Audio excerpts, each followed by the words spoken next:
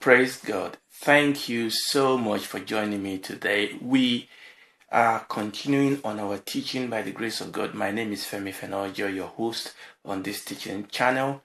Remember, we have been camping, as it were, in the book of Timothy chapter 2, verses 11 to 14, looking at our blessed hope. We've looked at the biblical concept of hope. We look at how hope relates to faith. We said that hope, as the Bible uses it, is a confidence.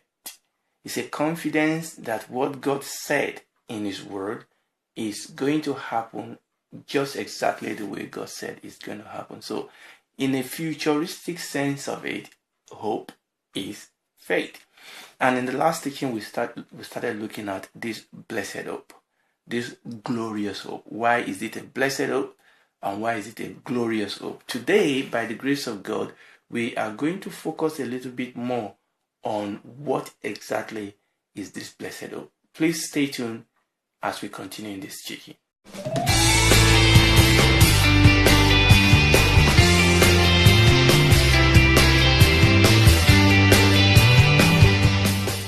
You are welcome back.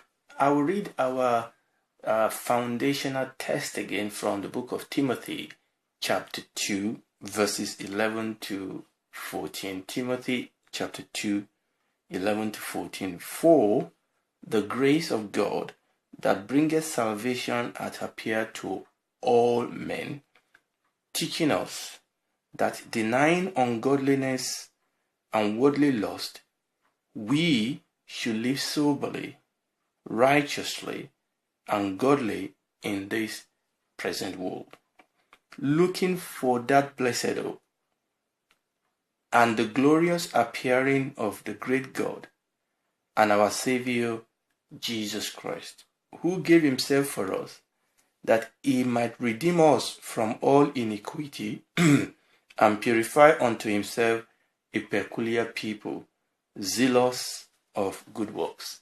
There are a couple of things that we could look into in this portion of the scripture, but we are really focusing on the glorious appearing of the great God and our Savior Jesus Christ. That is what we are focusing on.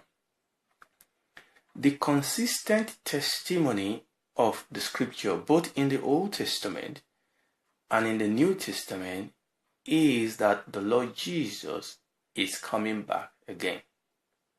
I will say that when you read the scripture, the testimony of the scripture, both in the Old Testament and in the New Testament, and this is a consistent testimony, is that the Lord Jesus Christ will come back again. Now, I gave us these statistics in the past, but I'm going to run through them again. Somebody has gone through the scripture and gave us these statistics that there are 300 references to the coming of the Lord Jesus Christ in the Bible. And 1 in every 30 verses in the New Testament speak of the second coming of the Lord Jesus Christ. 1 in every 30 verses of the New Testament speak of the coming of the Lord Jesus Christ. A little bit more statistics. 23 out of the 27 New Testament books refer to the coming of the Lord Jesus Christ. And the Lord Jesus Christ Himself, praise the Lord, refers to His second coming 21 times. And this is very, very important. Like when we were studying prophecy in the first series of this teaching, we did mention about the first coming of the Lord Jesus Christ. And we said that for every time the first coming is mentioned in the Bible, the second coming is mentioned 8 more times. And we established that as sure as it was that the Lord Jesus came the first time, we are sure, it is certain that He will come again the second time. The scripture that was written, the prophecy that was written concerning His first coming, has been all fulfilled exactly like the Bible said they will be fulfilled. And we have that assurance that his second coming will be fulfilled in the same way that his first coming was fulfilled. Now, lastly, we are exhorted in the New Testament over 50 times to be ready. There is a consistent exhortation, there is a consistent encouragement in the New Testament that we should be ready for his coming. We are advised to live our life expecting his second coming. The Lord Jesus, he's coming back. Let's look a bit closely into what the scripture says. Just take some few scriptural reading to show us, to underscore this, the sentence I made a few moments ago, that this is the consistent testimony of the scripture. I'm just going to read a couple of scripture from the New Testament. Number one, the Lord Jesus himself said he will return. Let's read from the book of John, chapter 14, verses 1 to 4. The Lord Jesus Christ himself is speaking here. He said, "Let not your heart be troubled. Believe in God. Believe also in me. In my Father's house are many mansions. If it were not so, I would have told you. I go to prepare a place for you. And if I go and prepare a place for you, I will come again." The Lord Jesus said, look, I'm going away to prepare a place for you. I mean, obviously, we're going to come back to this scripture because there is a background, there is an understanding of Jewish culture that will help us in understanding what the Lord Jesus is saying here. Jewish wedding. This statement of the Lord Jesus Christ here should actually be interpreted against the knowledge of ancient Jewish wedding. And that brings this sentence into more focus. But that will be for another teaching by the grace of God. But the Lord Jesus said here, I'm going away to prepare a mansion, to prepare a place for us. And he said, I will come again and receive you unto myself, that where I am, there you may be also. And whither I go, you know, and the way you know. So the Lord Jesus Christ himself clearly stated, and like we said, about 50 times in the New Testament, that he is going to come again. Praise the Lord. Now, you remember when the Lord Jesus, after his passion, and he appeared to his disciples, and the Bible tells us in the book of Acts, okay, and I'm going to read that, the book of Acts chapter 1, and we read from verses 9 to 11. There was an incident there.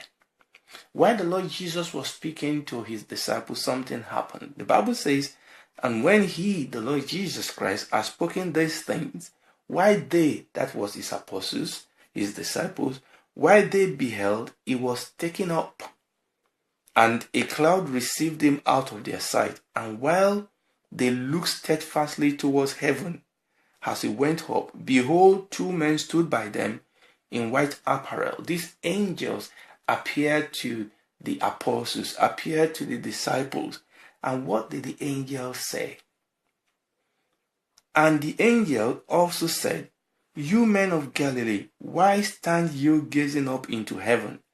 This same Jesus, not another Jesus, not a different Jesus, not an apparent, appearance of Jesus, not any type of Jesus. This same Jesus, who is taken away from you into heaven, shall so come in like manner as you have seen him go into heaven. So this angel actually preached the message, declared the message that this same Jesus will return, that the Lord Jesus Christ will come back again. Remember what we are establishing, that it is the consistent testimony of the Bible that our Lord Jesus Christ, he came the first time and he went back to heaven, but that this same Jesus that came the first time is going to come back the second time. In fact, we need to understand that the second coming of the Lord Jesus Christ is the conclusion, is the fulfillment, is the final episode of his first coming. When he came the first time, okay, that was the first episode of a 2-episode coming. Remember, we said this when we were dealing with prophecy. We talk about the principle of foreshortening, that the Old Testament Israel, when God gave them all this prophecy about the coming of the Lord Jesus Christ, they were not initially aware that this coming is going to take place in 2 stages, in 2 episodes, if you like. But when you study the scripture closely in the Old Testament, it was clear that the only way this prophecy will be fulfilled is if there are 2 episodes of his coming. Because when you read about the Messiah in the Old Testament, you read about the Messiah, the sovereign Messiah, and Messiah the king. And Israel sometimes got that confused in the Old Testament. But we saw as the Holy Spirit began to reveal this truth to the church, or as the event began to unfold, prophecy became even clearer that its coming was going to be in 2 stages. It came the first time, and just as it came the first time, he is in like manner coming the second time. So the angel spoke to the apostles, to the disciples, and said, this same Jesus, he will return in like manner as you have seen him go into heaven. Now, what about the epistles? Let's look at a couple of scriptural reference in the epistles I've read for us, and I've read a couple of times now, the second chapter of the book of Titus, and there it talks about the glorious appearance. Okay, the testimony of the epistles that was written to the churches is that the Lord Jesus Christ is going to appear. Now let's look at a couple of other portions of the New Testament. 1 Peter chapter 1 verses 7 to 8. I will read that. Peter was writing to the churches that were scattered throughout Asia Minor. 1 Peter chapter 1 verses 7 and 8. That the trial of your faith, being much more precious than of gold that perisheth, though it be tried with fire, might be found unto the praise and honor and glory, wait for it, at the appearing of Jesus Christ, whom having not seen you love, in whom though now you see him not, you believe, you rejoice with joy unspeakable and full of glory. And the Apostle Peter was telling us, now we are living at a stage in which we don't see him with our physical eyes. We don't touch him with our physical hand. Peter had the privilege to see him, to touch him, to hear him with his physical senses. But the Lord Jesus was taken into heaven. Even though we don't see him with our physical senses, but we love him. We believe in him by the operation of the Spirit of God through faith. But Peter, by the Spirit of God, is telling us now that this same Jesus is going to appear. Hallelujah. Is going to come again. Okay? Praise the Lord. Now let's read 2 Timothy chapter 4 verses 7 and 8. We are establishing the truth that this is the testimony of the New Testament, that the Lord Jesus Christ will come again. 2 Timothy chapter 4 verses 7 and 8. I have fought a good fight, Paul said. I have finished my course. I have kept the faith. Henceforth there is laid up for me a crown of righteousness, which the Lord, the righteous judge, shall give me at that day, and not me alone, but unto all them also that love his appearing. Praise the Lord. Do you understand? Do you know that He's coming? The Lord Jesus is coming back again. The Lord Jesus himself said he will come back. The angel preached the message that he will come back. And his apostles here also declared the message that he will come back. Finally, for today, I will read from the book of Hebrews chapter 9. I read 2 verses again, verses 27 and 28. The writer of Hebrews wrote, "And as it is appointed unto men once to die, but after this the judgment, so Christ was once offered to bear the sins of many, and unto them that look for him shall he appear the second time without sin unto salvation." Unto them that look for him shall he appear the second time. The Lord Jesus is coming the second time. The first time he came to die for our sin. The second time is coming to rule as a king. And that is going to be the focus of the series of teaching. The second coming of the Lord Jesus Christ. We're going to look at the reality of the second coming. We're going to look at the event that is going to surround his second coming. Remember what we said. The second coming, prophecy is all about the Messiah. It's all about the Christ. It's all about the purposes and the will of God and the building of the kingdom of God. But just like during the first coming, there were lots and lots of events surrounding his first coming. Also, his second coming is going to be surrounded by a lot of events. So we're going to look at his second coming, the event that is going to surround this, and the need for us to be aware of this event that is going to happen and how that impacts on our life as a Christian today. And by the grace of God, these are some of the things that the Lord will be helping us to look into. I hope you'll be able to join me next time when we continue on our teaching. God bless you.